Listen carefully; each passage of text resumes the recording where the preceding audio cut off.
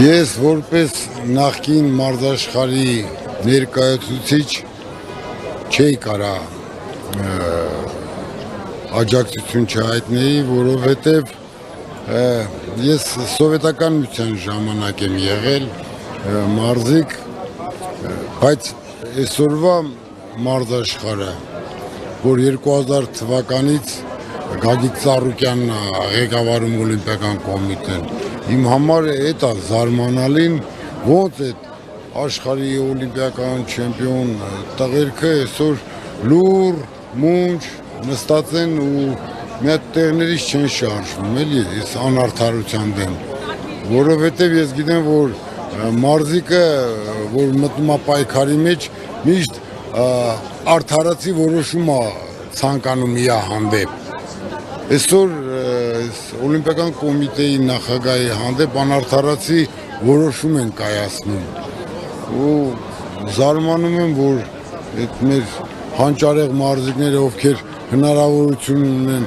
այսօրվա իշխանուհիներին տեսնելու, մի հատ չեն մոտենում, ասեն, այդ ինքը մենակ մեր համար չարել, մեր համար անելով հայազգի համար արել ու ոնց է կեսօր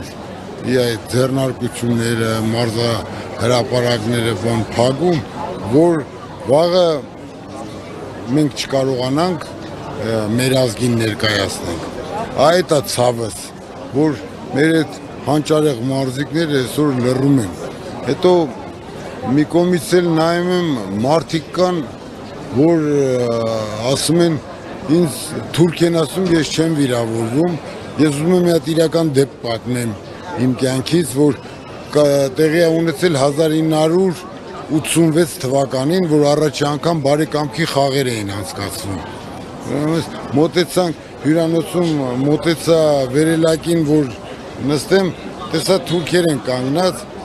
որ պետք է նստեն, որ դռները բացվեց, այս թուրքերը մտան, ասել լավ, սրանք թուրք են, թողեցան ընկերոջս, էլի, մենք մյուս լիֆտով կեթանք, բան, ընդեից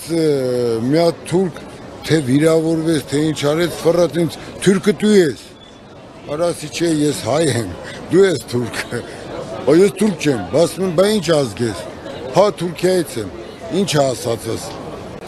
թուրքը ամաչում է, որ ինքը թուրք է, բայց Հայաստանում ես մարդիկ եմ լսել, որ իրանց ասում են, որ իրանք իրանց բերանով են ասել, որ ինձ ասում են թուրք ես, ես չեմ վիրավորվում։ Այդ է իմ համար ցավալի, որ այսօր տենց մարդիկ կարողանում են գործողություններ կատարեն երկրում ու իրեն ինձ հրաշալի մարդու հետ, այն գիտեք փողոցային են շակալների նման հարձակվեն 1000 կողմից, որ առույց են տեսնում, չէ, շակալները ամեն մեկը մի հատ կծի փախնի, չեն մտածում այդ մարդիկ, որ վաղը մյուսօր այսօր հեռուստատեսությունը այնքան է զարգացած, որ այդ սաղ այդ նկարները Մոսկով են, թե Մոսկով չեն, վաղը այդ սաղի դեմքերը անվելու է ժողովրդի դեմ, հետո իրանց երեխաներն են, ամեն ծնող ապրում է հանուն իր երեխու, ճիշտ է։ Հետո իրանց երեխաներն են ամաչելու, որ տես ծնող են ունեցել ու հրաժարվելու են իրանց ծնողներից։ Ընդհանուր առմամբ Գագիկ Ծառուկյանի այսպես ավանդը սպորտային ոլորտում ինչպես գնահատեք, նաև հաշվի առնելով մեդալները, որ հայ մարզիկները։ Ես զարմանում եմ, որ գիտեք ինչ, ուրանալը լավ բան չէ, էլի, ու ես գիտեմ, որ մարզիկներ մարզաշխարհի այսօրվա մեր ներկայացուցիչների 99.9% Գագիկ Ծառուկյանի հոգատարության շնորհիվ է հասել այդ մեդալներին։ Ում պետք է եղել բժշկի, աշխարհի ամենալավ բժշկին թե ուղարկել է, եթե մարզիկը վնասվածք ունի, ուղարկել է տեղ, իրանց բաները բուժել են վնասվածքները։ Եթե մի բան է պետք եղել, պակաս է եղել սնունդի հարցում, ասենք եղել է մարզումների ժամանակ մի բան չի հերիքում սնունդի, ինքը վռած, Գագուն վռած կազմակերպել է այդ ամեն ինչը, որ մարզիկները լիարժեք պատրաստվեն մրցումների ու կարգին հանդես գան, էլի ես ուղղակի այդ է ինձ զարմացնում, ոնց է մեր այս մարզաշխարհի հանճարեղները լռում են, ցեն չեն անում, չեն հավաքվում մի հատի արգլուխ ու իրանց